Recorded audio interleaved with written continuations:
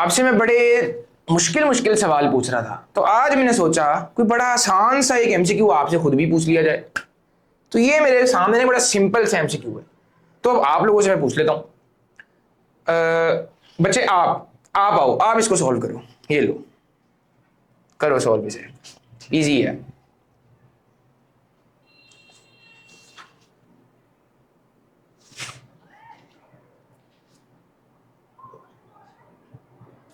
Sir जी ये तो इतना आसान है। ये देखें, हाइट के ऊपर उसकी पोटेंशियल एनर्जी 100 जूल्स थी। जब वो पहुंचा ग्राउंड पे तब उसकी किनेटिक एनर्जी 80 जूल्स हो गई है। रास्ते में एयर रेजिस्टेंस भी थी, तो मतलब हम सीधा सीधा 100 माइनस 80 कर देंगे, आंसर 20 आ गया। अब प्लस माइनस देखना है तो ये देखें, फ्रिक्शन की बात हो रही है ना, तो माइनस 20 कर दूंगा, तो सीधा सीधा इसका आंसर डी बन गया। वाह, कितने समझदार हो आप, कितने समझदार हो, कितने समझदार हो। क्या आंसर है? -20। आगे आए जरा, क्या आंसर है? -20। मेरे प्यारे शहजादे, अब आपने इसको समझना है, आंसर आपका गलत है। क्या?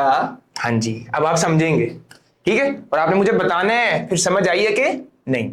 ठीक है, स्टार्ट करते हैं। बॉल है, हाइट से नीचे ड्रॉप किया, फेंका नहीं है, ड्रॉप किया बस। उस हाइट पे उसकी पोटेंशियल एनर्जी कितनी थी? 100 थी, बिल्कुल।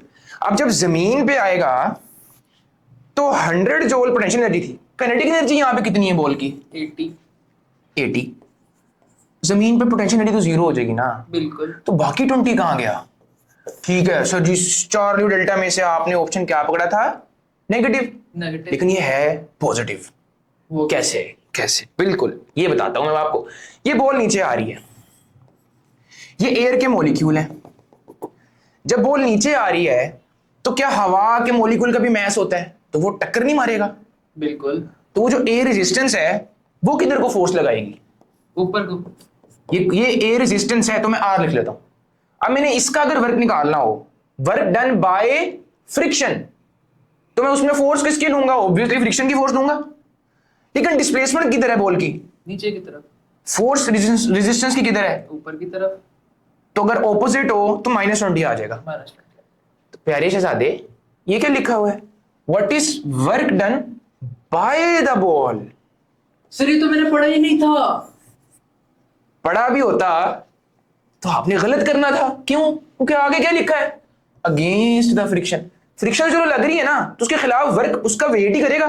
तो वो इसका वर्क पूछ रहा है, ना कि इस एयर का। तो जब इसका वर्क पूछेगा तो इसका वेट लोगे, इसकी फोर्स लोगे जो ग्रेविटी की लग रही है। अच्छा। हाँ, अच्छा निकला ना। जब डिस्प्लेसमेंट नीचे, फोर्स नीचे, आंसर पॉजिटिव। ये हमारे सामने। तो कभी कभार ना एमसीक्यू सिंपल होता है, लेकिन कुछ कीवर्ड होते हैं जो आपके कॉन्सेप्ट चेक करते हैं। तो आपने उस एमसीक्यू के अंदर अपने कॉन्सेप्ट्स पे बिलीफ रखना है। Best of luck, and days हैं, मेहनत करते रहो, इंशाल्लाह कामयाबी जरूर मिलेगी।